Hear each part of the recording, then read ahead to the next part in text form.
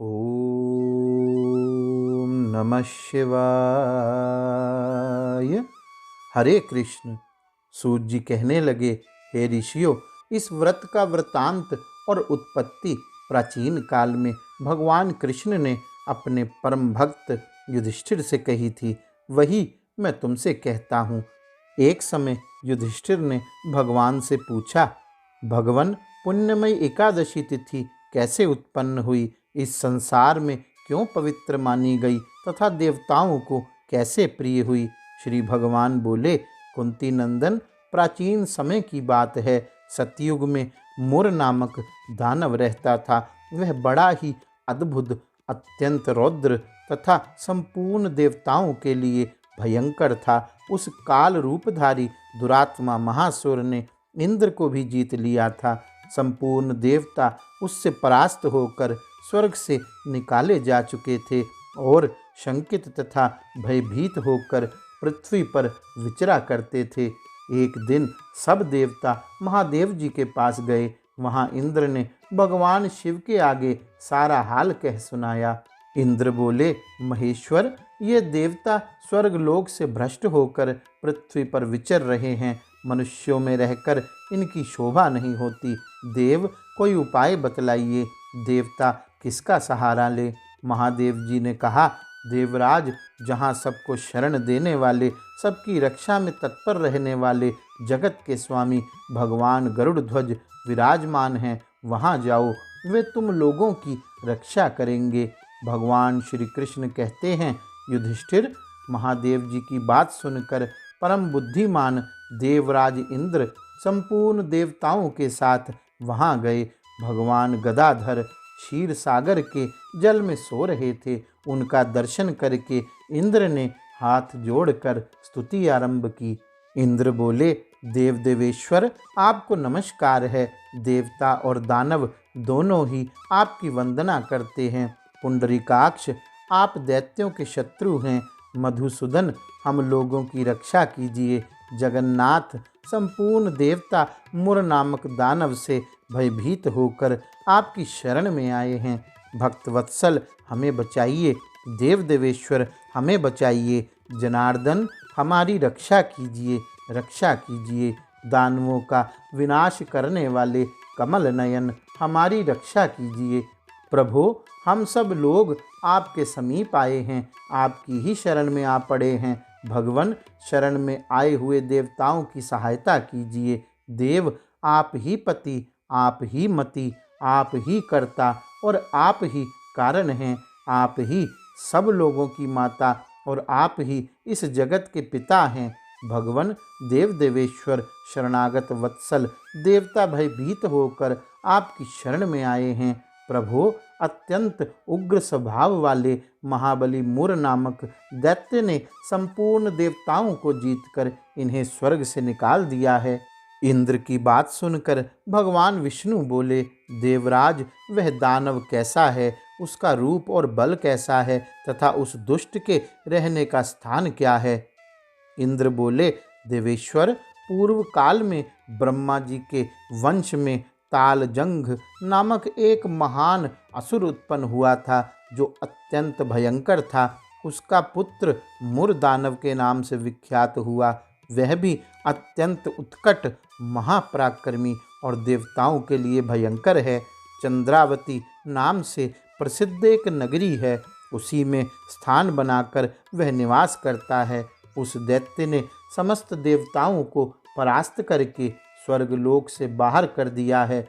उसने एक दूसरे ही इंद्र को स्वर्ग के सिंहासन पर बैठाया है।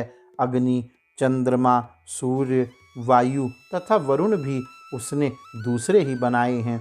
जनार्दन, मैं सच्ची बात बता रहा हूँ, उसने सब कोई दूसरे ही कर लिए हैं। देवताओं को तो उसने प्रत्येक स्थान से वंचित कर दिया है। इंद्र का कथन सुनकर भगवान जनार्दन को बड़ा क्रोध हुआ।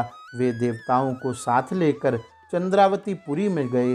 देवताओं ने देखा, दैत्यराज बारंबार गर्जना कर रहा है। उससे परास्त होकर संपूर्ण देवता दसों दिशाओं में भाग गए। अब वह दानव भगवान विष्णु को देखकर बोला, खड़ा रह, खड़ा रहे। उसकी ललकार सुनकर भगवान के नेत्र क्रोध से लाल हो गए। वे बोले, अरे दुराचारी दानव, मेरी इन भुजाओं को देख।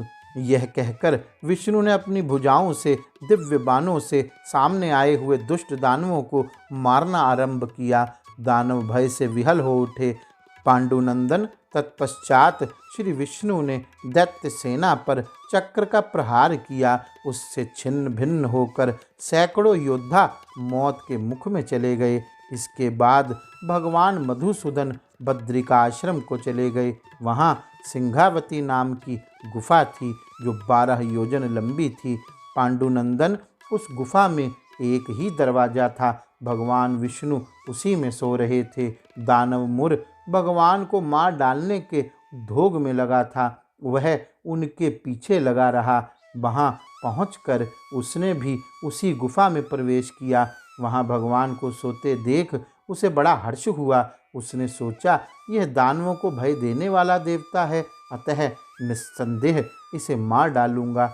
युधिष्ठिर, दानव के इस प्रकार विचार करते ही भगवान विष्णु के शरीर से एक कन्या प्रकट हुई, जो बड़ी ही रूपवती, सौभाग्यशालिनी तथा दिव्य अस्त्र शस्त्रों से युक्त थी।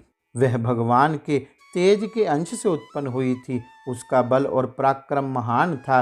युधिष्ठिर, दानवराज मुर ने उस कन्या को देखा। कन्या ने युद्ध का विचार करके दानव के साथ युद्ध के लिए याचना की। युद्ध छिड़ गया। कन्या सब प्रकार की युद्ध कला में निपुण थी। वह मुर नामक महान असुर उसके हुंकार मात्र से राख का ढेर हो गया। दानव के मारे जाने पर भगवान जाग उठे। उन्होंने दानव को धरती पर पड़ा देख पूछा, मेरा यह शत्रु अत्यंत उग्र और भयंकर था, किसने इसका वध किया? कन्या बोली, स्वामी, आपके ही प्रसाद से मैंने इस महादैत्य का वध किया है। श्री भगवान ने कहा, कल्याणी, तुम्हारे इस कर्म से तीनों लोकों के मुनि और देवता आनंदित हुए हैं। अतः तुम्हारे मन में जैसी रुचि हो उसके अनुसार मुझसे कोई वर मांगो। देव दुर्लभ होने पर भी वह वर मैं तुम्हें दूंगा, इसमें तनिक भी संदेह नहीं है। वह कन्या साक्षात एकादशी ही थी।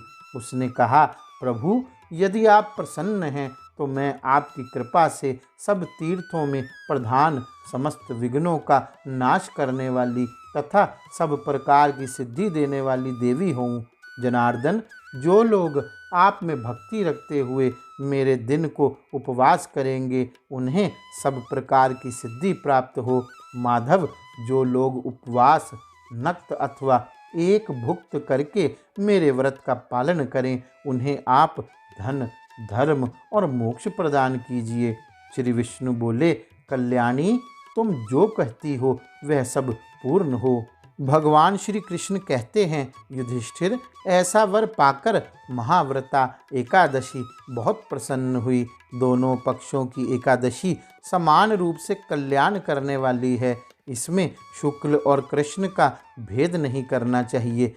यदि उदय काल में थोड़ी सी एकादशी, मध्य में पूरी द्वादशी और अंत में किंचित त्रयोदशी हो तो वह त्रिस्प्रशा एकादशी कहलाती है। वह भगवान को बहुत ही प्रिय है।